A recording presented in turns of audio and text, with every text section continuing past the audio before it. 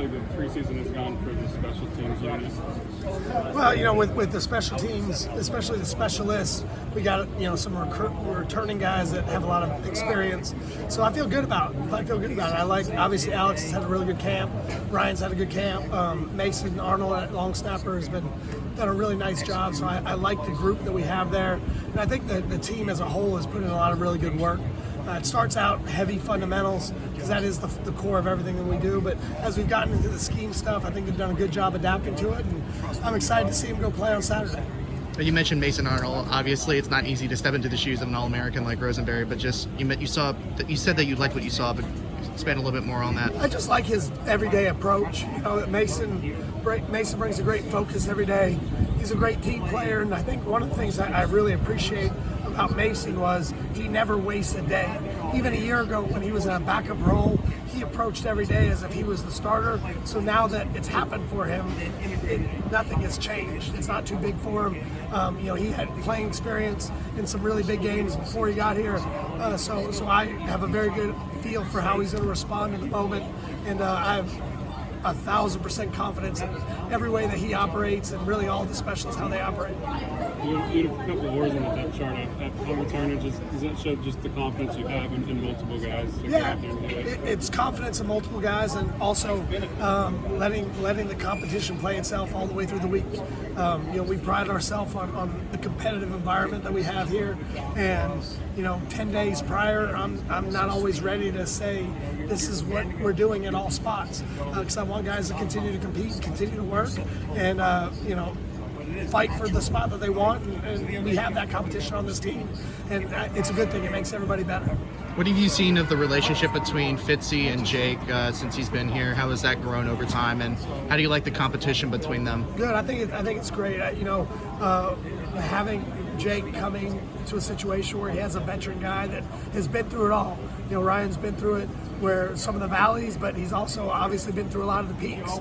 And having that mentor, that relationship that they're able to build and have together, I think that helps Jake in the long run deal with his ups and downs as he goes through it, because he's going to have them. And I think Ryan's a great leader, and I think he's a great mentor, and he's really done a nice job of taking Jake under his wing. We've seen Mac get some good concepts like this preseason. Just how much has he developed working under Alex in the time he's been here? Well, same with Mac. I appreciate Mac because Alex is one of those spots where there is no or in that competition. Alex came into the camp, kind of having that opportunity to be the guy, and Mac has worked hard every single day, knowing that when he's not only performing every day to be the best he can be right now, but to show us that he's the guy for the future. And he's done a really good job in camp. He's gotten better in every way, and I'm really proud of his progress. Obviously, special teams is something that you guys work on a lot. Just how happy have you been with the installing of things throughout this preseason camp and into week 0? Well, I think one of the things that I think is always something worth at least mentioning is the idea of, the foundation of the culture here is special teams. So guys have a really high level of intensity in the special teams meetings, and they're able to take it out on the field. And they've done a nice job in terms of execution. Obviously, Saturday is going to be the real test. But I think they're ready, to go out there and put it on display against an opponent. What have you seen from Pat this preseason, especially as a leader on and off the field? Just a growing and a maturing in all ways. Just how he takes care of his body, how he approaches the practices, how he works within it. Excuse me, his consistency, his work ethic. It's really showed up, and he'll lead vocally when he needs to, but he really does a nice job of leading just by providing the example to some of the young guys of what it needs to look like. And he had some guys provide that example to him as he was coming up. So now it's his turn to kind of be that guy out in front of every line and take that ownership, and he's done a good job with that. How excited are you for Marvin's first game here, and what have you seen from him since he's been here?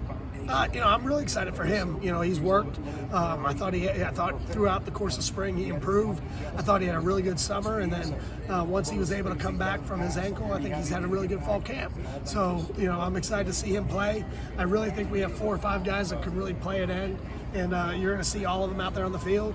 And I'm excited to see Marvin and see what he can do.